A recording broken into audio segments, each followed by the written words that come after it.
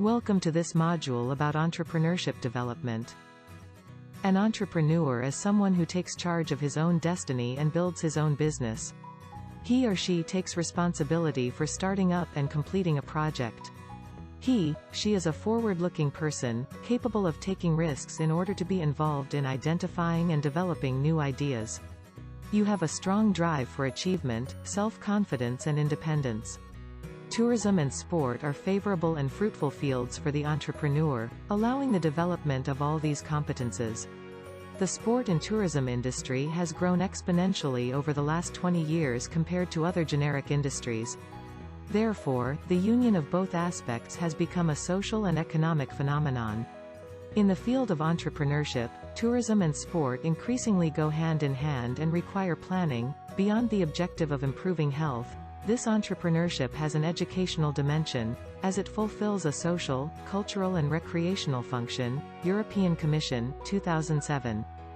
The objectives of this module are: explain what entrepreneurship is and understand the skills of the people who develop it.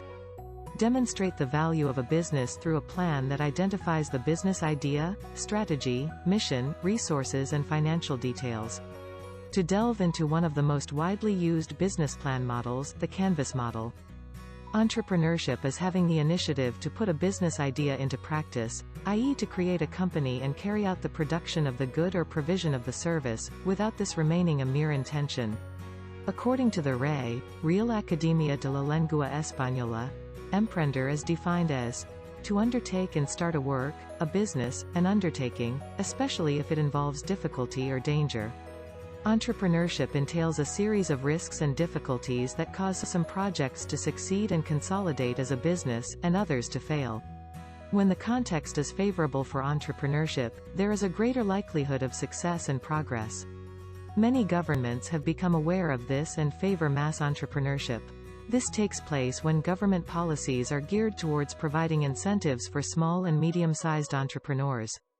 At the same time, they encourage invention through student incentives, scholarship programs and funding of scientific projects. These and other types of ventures provide potential entrepreneurs with the opportunity to enter the business market in a variety of areas that suit their tastes or needs. The different types of ventures depend on the level of funding they require, the innovation they bring to the market, the need they meet or the impact they can have on humanity. From technological to social ventures, there are many projects that serve as examples of this categorization. We show them to you below. Small-scale ventures: these are small businesses set up to encourage self-employment, such as hairdressers, bakeries or small cafes. They are usually owner-managed, have few employees and most of them are usually family members. Most of these enterprises generate a minimum of profitability sufficient to support the family and cover expenses. Features: they usually do not create anything new, but they do meet market needs. They are opportunistic, as they always meet a local need. In many cases, people would rather go to a nearby bakery than to a bakery further away. This will happen as long as they have a good combination of price, service and product. While startup capital is required, it is not as high as in technology ventures. In many cases, these types of ventures start with equity capital. They are local ventures, with no intention of going international. They aspire to progress in the locality where they are developed. Scalable ventures: these types of ventures create repeatable and scalable business models. Their purpose is to achieve high levels of growth. They are usually technological, related to the development of software and electronic devices. They can achieve high growth in a short period of time.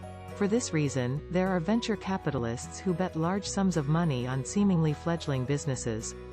Rappi is an example of scalable entrepreneurship. As of 2018, it had received almost $500 million from investment funds and subsequently received a $1 billion equity investment from Japan's SoftBank Group. Thanks to these capital injections, Rappi has been able to scale its business model in each country where it operates. Features: its strategies are focused on innovation, with the aim of scaling up. They use all possible strategies to enter the market. They require high levels of funding. Once they find the right model, venture capital becomes necessary for rapid expansion. They seek internationalization. Generally, this type of innovation expands into foreign markets. Large ventures. This refers to large companies with finite life cycles. These companies must constantly innovate their products and services in order to stay in the market and grow. A good example of this entrepreneurial model is Coca-Cola. This company has proven to be at the forefront and has become a leading company. From the testing of new local products to the lifting and displacement of successful brands around the world are part of their strategies to stay in the market. Features. They are innovative. To stay in the market, they are constantly studying the changes they face, new trends in customer tastes, technologies, regulations and new proposals from competitors.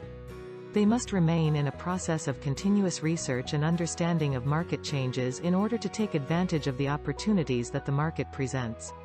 They spend a large part of their budget on research and product innovation. They are solid companies that have ventured into different markets and that are always at the forefront in order not to disappear. They tend to internationalize. Incubator ventures. These types of ventures support other companies or ventures. They study a recurring market need within a niche. As such, they require large investment or funding for these studies and to gather sufficient data to ensure that the business will work. Ruta N is a leading Latin American incubator located in the city of Medellín, Colombia. It aims to support startup companies and offer advice to investors. This has made it one of the hotbeds of talent in the region, generating interesting synergies between the public and private sectors. It also supports entrepreneurs seeking to carry out scientific and educational projects. Features. In this type of venture, research focuses on studying permanent, non-emerging market needs and innovating on them. Due to the long process of research and development, they are often able to predict market changes well. As a result, they are better prepared to face any kind of adverse situation and take advantage of opportunities. They require high levels of funding to develop their research. Its products seek to position themselves in national and international markets. Humanistic or social. These types of ventures aim to have a positive impact on the world. They are usually set up as non-profit enterprises and seek to generate a benefit in sectors related to human rights, education, health, social development and the environment. They seek to succeed through innovation. In 2018, the Foretica report on the evolution of CSR and sustainability found that 48% of its respondents adopted lifestyle habits with a positive impact on society and the environment. This reveals that any social or environmental entrepreneurship also has an assured market. An example of this is the initiative of the sports brand Adidas, which teamed up with the organization Parley for the Oceans. Together they created a model of trainers made almost entirely from recycled plastic collected from the sea and coastal areas. Features. Whether they are economically profitable or not, they should always seek to innovate in order to make an impact in the field in which they operate. They always seek to take advantage of the opportunities offered by the business environment to achieve their goals. They raise funding through public policy programs, private funding or crowdfunding. When these projects achieve a real impact on society, they often make inroads in other international contexts or are imitated. Imitation or mirror business. There are two classifications of this type of entrepreneurship. One is the imitation of a product or service already on the market and the other is the acquisition of a franchise, whose business model is already established. An example of the latter is McDonald's, an American fast food restaurant franchise, based in Illinois, Chicago. Its main products are hamburgers, soft drinks, ice cream, desserts and fries. It has more than 30,000 restaurants in over 100 countries. Features. Its purpose is to seek a return on the investment made. The opportunity they are looking for is to achieve the same success that the product or business model has had. A large amount of capital is required for the acquisition of this type of business. In the case of franchises, they are usually foreign business models entering the regional market. Technological ventures. These are science and technology-related ventures that are revolutionizing the world because of their high impact. They can be designed to help us measure or complete everyday tasks and even make use of artificial intelligence to solve problems. Apps for runners, such as 5K Runner or Runkeeper, are a good example of how technology can contribute to an easier life and meet our needs. In this case, these tools help runners to have better control of their routines and workouts. Features. In many cases, these types of ventures emerge from universities and are supported by technology parks. They range from technological inventions to robotics. They seek to revolutionize the world with their product or service. These are projects that require high levels of funding for their projection. Their inventions are often international in scope. Digital ventures. This refers to trade that takes place through social networks and websites, known as e-commerce. This can be a product or service that aims to be profitable through the networks and is intended to satisfy a need. The example par excellence is Amazon, which has changed the concept of selling products, with its variety and 24-hour customer service. Features. They arise in a context where the opportunity to satisfy a need can be clearly identified. In many cases, they are less well financed, as long as they are consultancy ventures, where they can be started with their own capital. The situation is different for businesses selling products internationally, where large amounts of capital are required. Entrepreneurship is exercised through networks, so it has the quality of being easily internationalized. Public undertaking. This is the type of entrepreneurship implemented by the state through its development agencies. They are aimed at innovation in a social sector, services or innovations in legal regulation. In the Dominican Republic, the government created a service to consult traffic fines and document procedures. In this way, it centralized all procedures in order to make them faster and more transparent for citizens. Features. They use new technologies to innovate the way public management is done. They see the opportunity to improve administrative management, simplifying processes and making management more productive. They eliminate bureaucracy and attack corruption. These projects require high levels of funding, as they must be adapted to all public institutions and, in some cases, require a training process for the administrative sector. Productive enterprises. There are a wide variety of types of productive ventures. They are usually ventures created with private and public investment. In many cases, the government establishes partnerships with the private sector in order to promote economic and social development in a given region. A good example is the Compra Local platform, sponsored by the Mayor's Office of Medellin in Colombia. The local government, in partnership with the municipality's farmers, created a virtual marketplace for the city's inhabitants to stock up on regionally produced food. In just 3 days, during the portal's first month, the allied farmers earned 16 million pesos, equivalent to more than $4,000. Features. They are usually set up to help people in vulnerable situations. It takes advantage of the needs of its locality to undertake and supply its needs. They require funding from the state, which establishes alliances with the private sector, and in many cases with international organizations that seek to develop impoverished or vulnerable regions. Differences between entrepreneurs and entrepreneurship. An entrepreneur is someone who sets up a company from scratch and faces the challenges of transforming an idea into a business. An entrepreneur, on the other hand, is someone who runs and manages a company. Being an entrepreneur implies a passion for what you do, motivation, perseverance and sacrifice, among other qualities. The main difference is that the entrepreneur has not created the company, but can acquire it and has the knowledge to run it, whereas an entrepreneur starts the company but may, in time, delegate a manager to run it or sell it. Stages in starting a business. It all starts with identifying an unmet need in society and coming up with an ingenious idea to transform a product or provide a service. If that idea can be marketed, we identify to whom we can sell it and how to obtain income from it, then the entrepreneur will decide to take the risk and transform his project into a business. Before setting up the company, it is advisable to draw up a business plan, i.e. the letter of introduction of the business project. It will detail the characteristics of the good or service offered, analyze its viability and profitability, outline a marketing and sales strategy, how to monetize it and other legal aspects of how to carry out the business idea.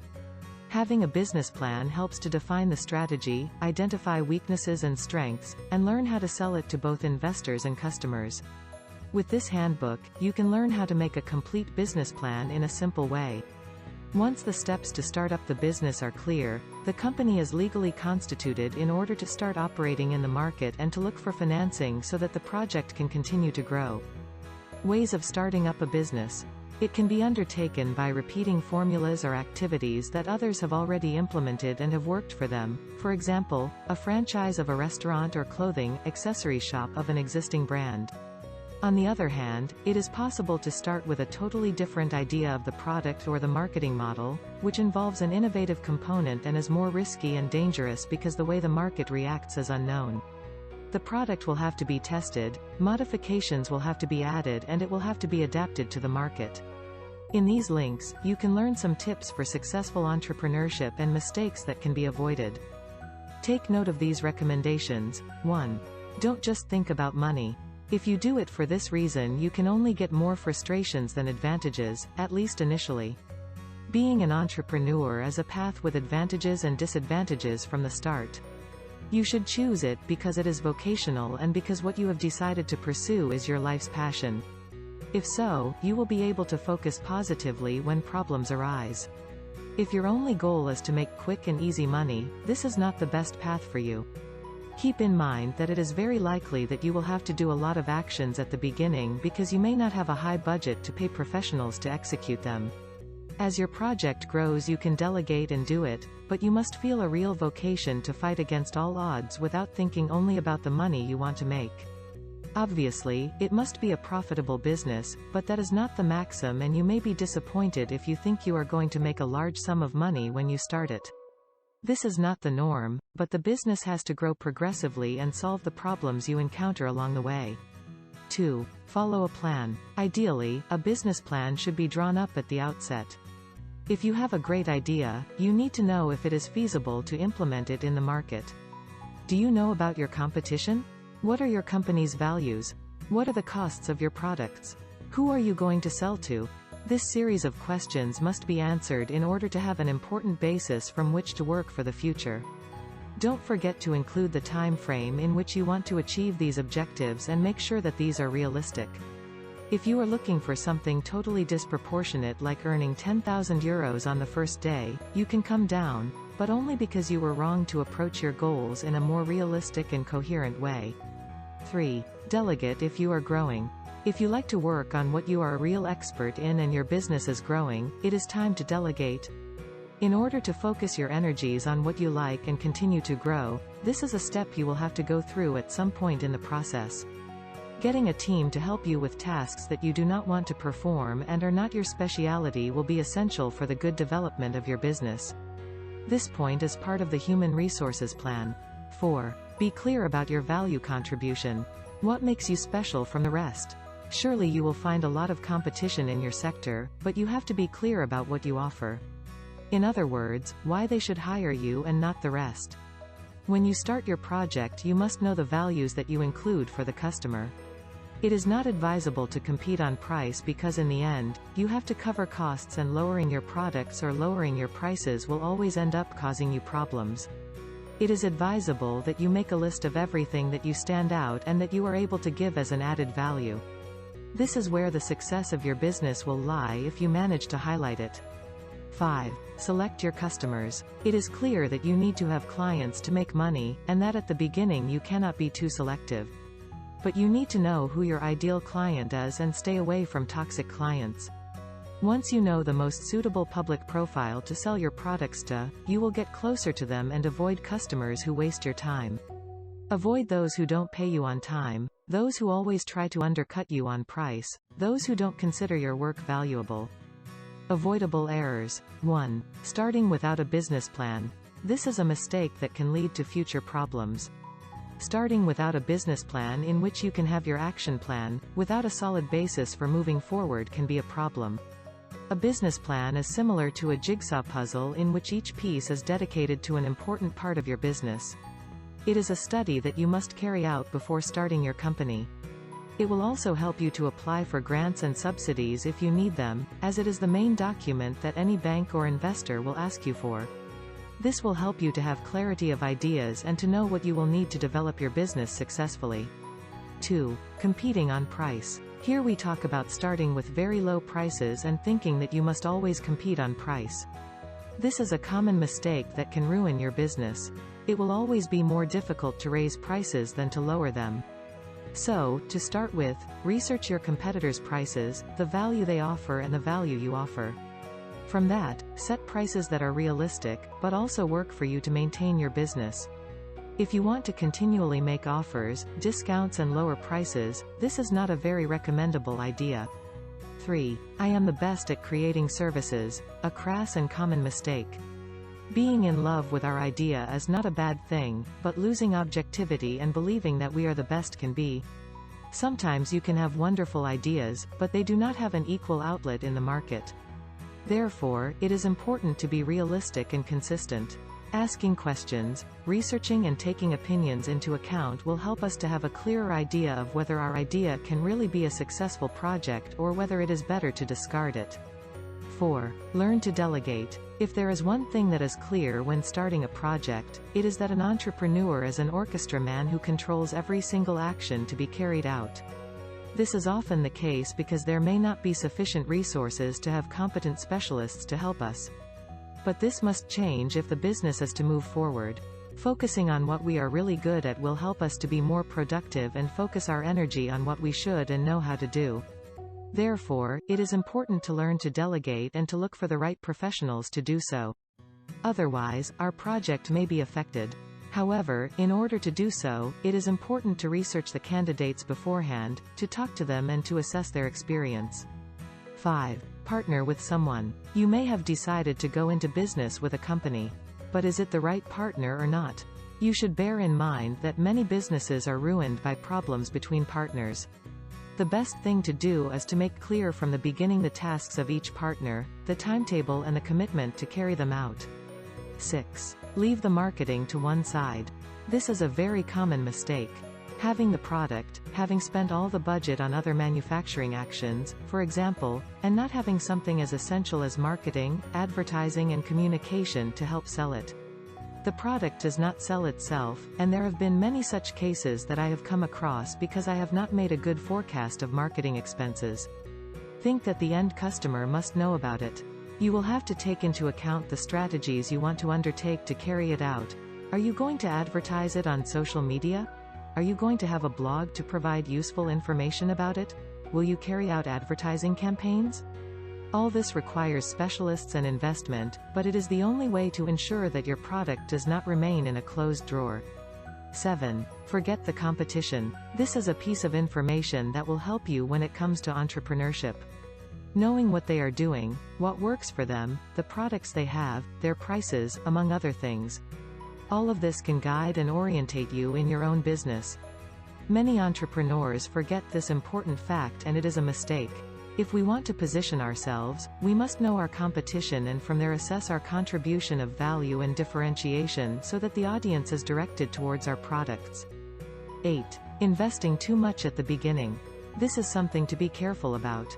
It is important to have a budget in line with the idea to be developed, but not to mortgage it for life. Some entrepreneurs are determined to start at the top. However, the most advisable thing to do is to assess what is needed, the possible profits and invest progressively. 9. Being unrealistic. Thinking about goals that are too big and too immediate will never help. On the contrary, it can create frustration and tension. For example, to think that if you open an online shop the following week you will sell 10,000 units is complete madness. If so, that's great, but it's not the norm. Start with simple 3, 6 months and 1-year targets. 10. Dependence on external aid. Subsidies and financial support are not immediate. If we depend on this, it can be a big problem. We can ask for these kinds of financial amounts, but we cannot rely on them alone. We must have an appropriate budget for it. 11. Abandoning training. Learning new business techniques, strategies and tools can help us to offer a better service and provide value that positively differentiates us from our competitors. Learning and studying will be something that is not advisable to abandon at any time for the sake of our business. Qualities for starting up a business. To start a business and thus become an entrepreneur you need to have the following qualities: passion and motivation. Doing what you love and working towards your dreams are the best combinations for success. Perseverance, tenacity and the ability to face new situations. Insistence, not giving up and an optimistic reaction that helps you learn from every small mistake is the spark that will keep your business from falling into oblivion and failure. Creativity, innovation and ingenuity. The first thing we need to do is to identify the added value we will offer to our potential customers. This will be our competitive advantage, the reason why a customer will buy from us and not from others. Plan and analyze. Not only is the idea and the solution it provides to a societal need enough, but it must also be materialized, carefully analyzing the environment and its feasibility in a business plan. Knowing how to communicate and socialize, networking, communication and negotiation skills are essential to transmit the idea and make yourself known.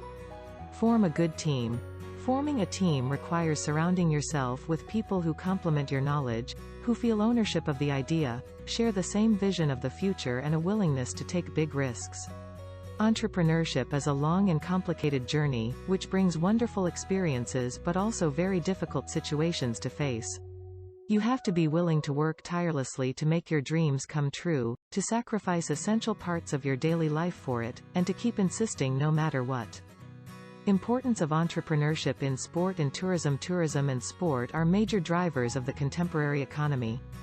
Both sport and tourism contribute to the GDP, gross domestic product, of countries and generate employment, and have therefore become an important economic and social driver of development worldwide, with increasing relevance in contemporary society. As a result, these two fields are among the largest and fastest growing industries in the world today, making these industries one of the most globalized and fast-changing industries due to their competitive nature. It is for this reason that there has been a growing interest in entrepreneurship in sport and tourism in order for organizations to maintain their competitiveness in the industry.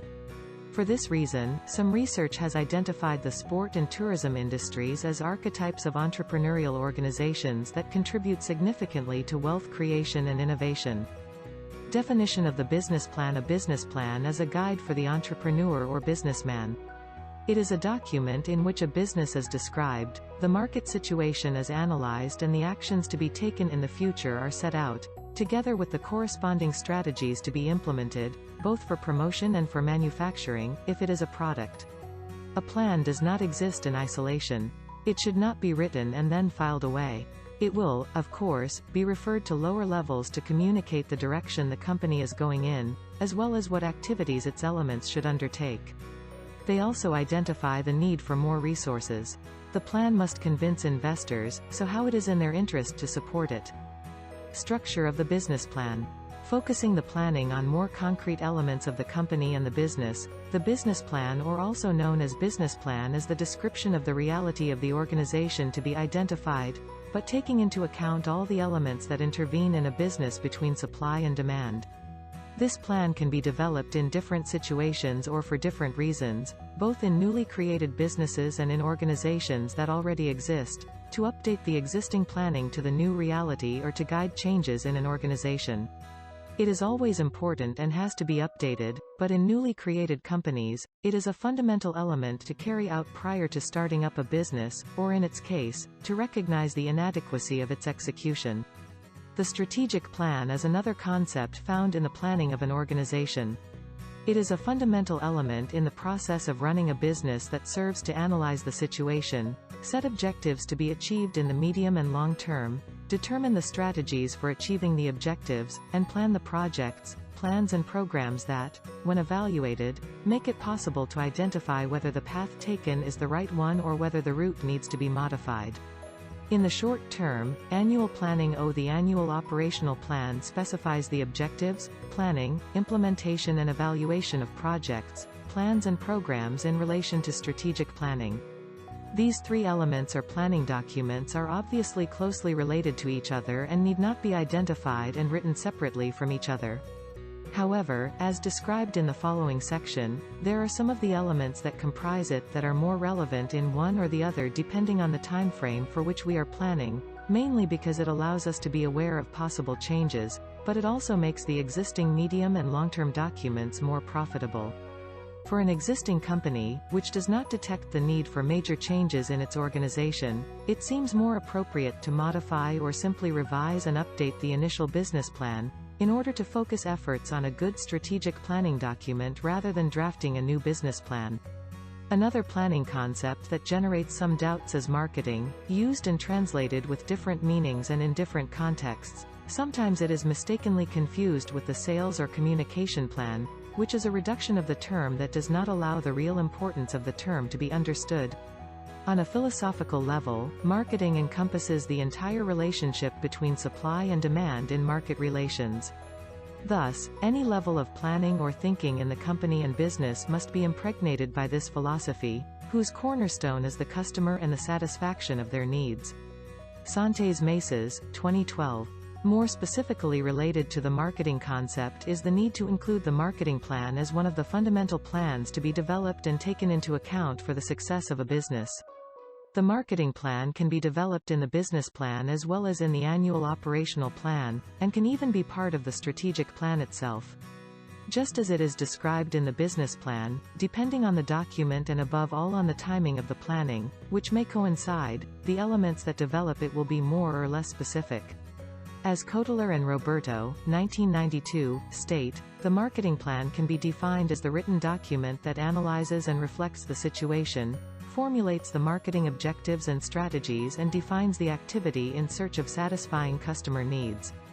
Once some of the concepts and planning documents for organizations have been identified, this chapter defines and explores the planning of the business plan as an essential element for the creation of a new business or for redefining an existing entity, always from the marketing thinking and philosophy. In turn, the marketing plan is determined as an element that forms part of the business plan and is essential in the process of exchange with the client. Executive summary: it consists of setting out in 2 or 3 pages the main characteristics of the business and the opportunity it presents. Its main contents are, firstly, the introduction to the sector, showing the differentiating element of the proposal and the description of the services. This is followed by a summary of the marketing plan and the financial plan with the initial investment required. It must show the potential of the promoter team and human resources and, finally, define the current status of the project. Situation analysis, internal and external. Within the analysis of the situation, it is necessary to identify the moment of the environment and also the internal characteristics themselves. With regard to the external analysis, it is worth highlighting the general environment, identifying political, economic, social and technological factors, which help to make the most realistic possible picture of the situation and identify possible variations. In the immediate environment, direct and potential competitors, customers and suppliers must be identified. It is important to identify and highlight the differentiating characteristics of the service compared to the competition. The internal analysis should define the name and raison d'etre of the company, the mission, vision and values, as well as its corporate image, which should reflect the company's policy. It is also necessary to reflect and consider the legal procedures for the constitution of the organization, from the legal form to the legislation and regulations that affect and regulate us. The human team, its organization and characteristics must be described and highlighted. Finally, the location of the business must be marked, and the services and products developed and the procedures for its startup and operation must be defined as concretely as possible.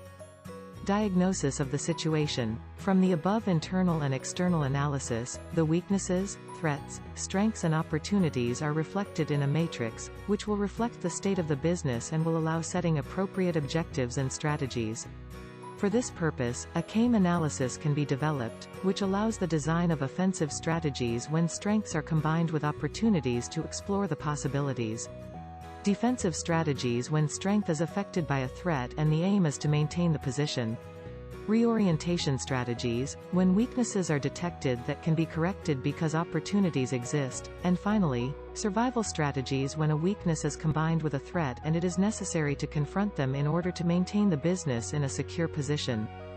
Objectives and strategies. As described in the previous section, the detail, effort and thoroughness of the previous analyses should enable the formulation of the general and specific objectives pursued by the business and the main strategies to be followed to achieve them. At this point, following the analysis of the situation and in order to set out the objectives and strategies, as mentioned in the introduction to the chapter, strategic planning takes on special relevance, as in order to adapt and modify existing plans, this study must be periodically updated and the lines of business must be reoriented or confirmed. Marketing plan. The marketing plan has to analyze and reflect the situation, formulate the marketing objectives and strategies and define the activity in search of satisfying the customer's needs. To do this, it must develop the concepts of the marketing mix, which allows the objectives to be achieved by means of strategies and action plans for the product or service, price, communication and promotion, as well as distribution. Quality plan. The quality plan must be the main evaluation tool and offer the maximum reliability and guarantee in the service. The marketing philosophy must always permeate all business planning and management, and the customer is fundamental in conceiving the quality of the service. On the one hand, the collection of information from customers and, in general, from all the participants in the business activities, including workers, suppliers, etc., can be differentiated at a general level. On the other hand, the systematization of the processes and procedures developed in the organization to guarantee their optimal repetition. Economic and financial plan. It takes on special relevance to guarantee the viability of the business and requires meticulousness and rigor to reflect all the possible income and expenses arising from the business action. The first thing to establish is the initial investment required, as well as the way to obtain the economic resources to be able to support and satisfy it by means of a financing plan. It is necessary to contemplate an annual income and expenditure budget, which indicates the break-even point or balance between the two, as well as an investment plan and an amortization policy that will make it possible to develop the cash flow plan in the short, medium and long term. This will describe both the balance sheet assumptions and the expected profit and loss accounts. Risk analysis and exit plan. You cannot start a business idea thinking about its failure, but it is true that there is a high rate of failure nowadays and almost as many are generated as are closed. Once the plan has been drawn up and all the elements have been drafted, the best information is available to plan and describe the negative scenarios that may be encountered in the short, medium or long term. Having an exit forecast makes it easier to make decisions at the right time and, in some cases, can help to convince potential partners or investors in the business. The canvas model. Definition of the canvas. Business plans have been a fundamental aspect in the formulation and management of projects. But the innovative and entrepreneurial context in which business is developed today generates the need for dynamic and simple business models that respond quickly to changes in the environment and present an organized vision of the information available. It is a tool for the analysis of business ideas, developed by the Swiss consultant Alexander Osterwalder, in 2004, in his doctoral thesis.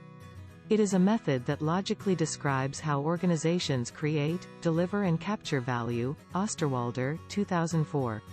It is a canvas that allows a quick evaluation of an idea. It consists of 9 blocks: customer segment, key partnerships, value proposition, channels, revenue stream, cost structure, key resources, customer relations.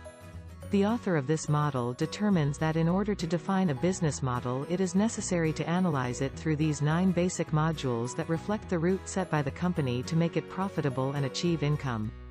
These 9 modules make it possible to analyze the 4 main blocks into which the company is structured: customers, offer, infrastructures and economic viability, through a perspective based on the global vision, helicopter view, of the business idea. Through this formula, the interconnections and links between the different variables can be observed. To make a business model canvas, the easiest way to start is to write down what you want to do. This helps to keep the focus on your main goal while you fill in the other blocks of the canvas. From there you can build on that goal and see how it can be achieved by adding details of other activities and resources you have. Start from a blank canvas and add keyword notes in each canvas block. If you use post-it notes for this, you can move the ideas around as you fill in each canvas block. You may want to use different colors for different elements related to a specific customer segment. No business plan survives the first contact with customers. It always has to be restructured. The conventional model assumes from day one that the customer's problem or need is known. Many business plans only have the vision of the creator or founder of the startup. The canvas model generates, as a result, an MVP, minimum viable product, flexible to changes and modifications. The MVP is the result of the need but not the final product. General concept of the canvas model. What the model canvas is saying, says the consultant McGee's, is that, you have a value proposition, which is what makes you special in the market, and which is placed in the center of the canvas. See the distribution in the graph. You have to take your value proposition to a series of customers, which is what is located on the right, with whom you will have to establish a series of relationships. And to take that value proposition to the customers, you have to do it through a series of channels: commercial, internet, offline shops, etc. That would be from the door to the outside. From the doors to the inside, on the left side of the canvas, you have the key activities and resources, i.e. what you have to do and what is critical within your business model, and the key partners you are going to work with. Last but not least, and no less important than the other 7 elements, the cost structure and revenue streams of your business. Structure of the canvas model. Key partners. Entrepreneurs are increasingly interested in establishing collaboration agreements with third parties to share experiences, costs and resources, strategic partners, industrial partners, investment partners, economies of scale, etc., to enable them to design, develop and manage their business projects. As Magias points out, the question is, what alliances are you going to work with? This is an aspect that is becoming more and more important every day. It is what is known as open innovation, as an entrepreneur has to work in an ecosystem with more people and more entrepreneurs. An example of collaborative work is Alexander Osterwalder's own book Generation of Business Models, which was written with the participation of almost 490 collaborators from 45 countries. Or one of the innovative business models we will talk about later, crowdsourcing or co-creation. Cost structure. One aspect that is not often considered when defining the business model is when your company gets paid. The holy grail of financiers is operational financing needs, which has to do with what you collect from your customer before you pay your suppliers. It's the Mercadona model. What you earn from the customers who shop in your shops you keep in your pocket for 90 days until you pay your suppliers. In such a model, your obsession has to be to grow, because the more you grow, the more money you have in your pocket. And curiously enough, there are companies with financing needs that end up earning at least 50% of their income from financial profits. In other words, if I put my money to work for 90 days, I can earn much more, explains Magias. In contrast to this model is the consultancy model. You contract the project with your client, he points out, and you start implementing it. It lasts 3 months and your employees have the nasty habit of getting paid every month. You are investing money that you have not yet been paid to achieve it at the end. Hence, financing needs are an element to be analyzed scrupulously, because a model with needs like these has a problem. If it grows too much, it can die of success. Imagine a 200% growth, as you are going to need more employees. How are you going to pay their salaries, which are now more and you don't have until you get paid? Even worse in cases where the consultancy gets paid only if it is successful. For example, there are companies that work with the administration and are paid in 660 days, and that generates tremendous cash flow tension. Cash flow is king. Magias believes that cash flow is king. Many tend to focus only on the sales they generate and can get into a death spiral where, even if they have a lot of work, they lose money every time. Unless you have a Mercadona-style model or an online outlet, cash flow is king. Carpentier recommends defining how you will finance a business that, in the beginning, is not profitable. Do a cash flow analysis and calculate what money you will need over time until you become profitable. Therefore, the business model as a whole, until you reach the break-even, profitability is negative. In that sense, you have to be conservative in sizing to withstand 1.5 times the valley of death, Magias points out. Riera recommends calculating how much you earn from each sale and how it contributes to cover part of the structure costs, and the initial losses. Analyze your capacity and speed to break even. Calculate what initial investment you will need, what part to cover initial losses until you reach break-even. Calculate the sales cycle until you get the money in your pocket, which is usually much longer than expected. Some forecasts say that you will have sales from the second month onwards and, depending on the market, you can spend more than 6 months investing without generating income. Value proposition. It is what makes you different from the competition, but without forgetting one small detail. What makes you different and what your customer is willing to pay you for. You can have the idea of the century, but if you don't have customers, it's useless. Both, value proposition and customer, need each other like oxygen for breathing. There are entrepreneurs who design their model around a value proposition focused on solving a specific customer need, but it is not the one they are willing to pay for. It is a need that they find interesting, but from there to pay for it there is a big difference. When you ask customers what things they would like to have, many of them are not things they would be willing to pay for.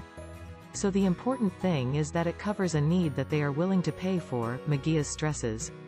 To find value propositions, Riera advises asking questions such as, why is this done this way, or why has it always been done this way? McGee's points out that many entrepreneurs are looking for things that nobody else has thought of when the best strategy for an entrepreneur is to re-segment a niche. Imagine a typical market where everything is made to measure, where there is a sales force that has to talk face-to-face with the customer and treat them with great care.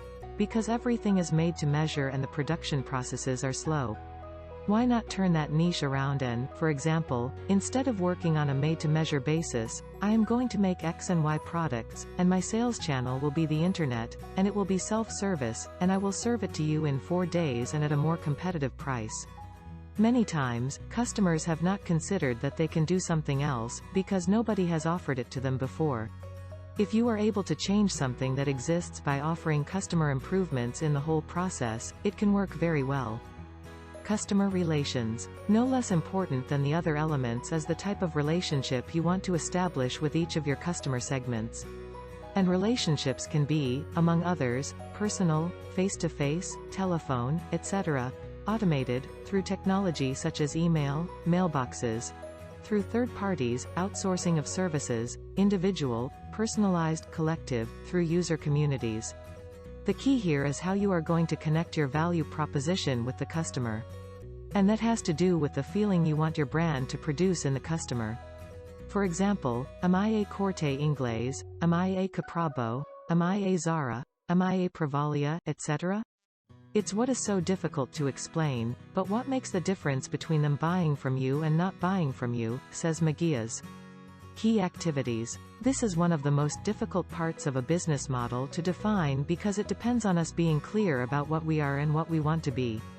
As Osterwalder explains in Business Model Generation, as an example, the core business of the software manufacturer Microsoft is software development, while the core business of the computer manufacturer Dell is supply chain management. In turn, one of the key activities of the consulting firm McKinsey is problem solving. Or as McGee says, not all activities are key, but production or marketing are. Key resources. It is how you are going to make your value proposition and what resources you are going to have: human, technological, physical, premises, vehicles, warehouses, points of sale, etc. The viability of the business depends largely on the study and analysis of this element, not so much because the value proposition fits the market and there are customers willing to pay for your products and/or services, but rather because greater or lesser resources will require greater or lesser financial and intellectual efforts, agreements with third parties, etc. It is therefore very important to define and assess whether, for example, you are going to need your own outsourced sales team, or whether you are going to reach the customer through a network of your own shops, franchises or online, or whether you are going to need a fleet of trucks or a complex logistics system, or whether you are going to use the resources of strategic partners. Sources of income. It is the consequence of the rest, but paradoxically it has to be a priori, that is to say, before starting you must know what your sources of income will be. Of course, not the definitive ones, because every business will evolve and so will its model. How to generate income. Business creation expert and Assad professor Joan Riera talks about what is known as the mechanics of profit generation. It consists of seeing that you have an engine that, when you start it, does not stall. You usually design the model with all its parts and start the engine to study its revenue-generating mechanics. Imagine that you sell 100 units of your product and see what each product costs marginally, what structural costs you have behind it, etc., as well as what initial losses you will have, what initial investment you will make. In this phase, you have to make big numbers, quantify and see that, in addition to the engine not stalling, you have the capacity to generate income that is greater than the costs, margins and profits. In that proportion, says the Assad Business School professor, the more you sell, the more income you will have, and also more expenses, but with a profit that you can reinvest.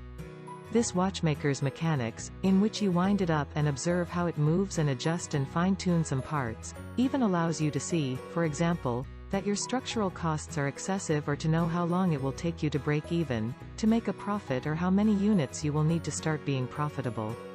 It allows you to ask yourself, why are the costs high? This and that. What if we change this for that? What if I outsource that phase? What if I focus on this activity and delay those others? What are your margins? Can I adjust them further? How much do I need to sell to cover costs? What do I need to sell to cover costs? What do I need to sell to cover costs? What do I need to sell to cover costs? Or think, do I go for a turnover model or a margin model? Market segments. The value proposition is important, but not more important than customers. They are at the heart of any model, because without customers there is no business. And this may seem like a textbook truism, but it is not often taken into account. This is often due to the fact that many projects are born focused on the product and not on the customer. And what are the risks involved? Your idea may be wonderful, or seem so to you, but without any commercial interest. It tends to happen in projects launched by engineers, says Riera, very oriented towards how I'm going to do it, what functionalities I'm going to offer, projects that are very product-focused. Then they consider whether someone is willing to pay for their product. The main cause of failure in this sense, Riera believes, is linked to sales. We are in love with our invention, but nobody wants to pay for it, because it doesn't cover any need or solve any problem. So the first thing is to find a customer and a value proposition for that customer. The obsession to find clients should not lead you to shoot for the cover, thinking that the more you cover, the better. Don't think that your clients are all of them. Initially, focus, and there will be time, depending on the evolution of the company, to expand and/or change the customer segments. The ideal, says McGee's, is to look for a niche, the smaller and more vertical, the better, because a niche solves the need of a very specific group, normally not very well served, which is usually willing to pay for it. Channels. This element includes both the channels that we are going to use to explain to our customers what the value proposition is and to offer it to them, sales and after sales. As Osterwalder explains in Generating Business Models, different channels, direct and indirect, own and partner, can be used and combined. Thus, a model could choose and/or combine between an own sales team, an online shop, an own or third-party physical shop, wholesaler, etc. Partner channels have lower profit margins, but allow companies to increase their scope of action and take advantage of the strengths of each of them. In proprietary channels, especially direct channels, profit margins are higher, but the cost of implementation and management can be high. The trick is to find the balance between the various types of channels to integrate them in a way that delivers a great customer experience and maximizes revenue. Thank you for your attention.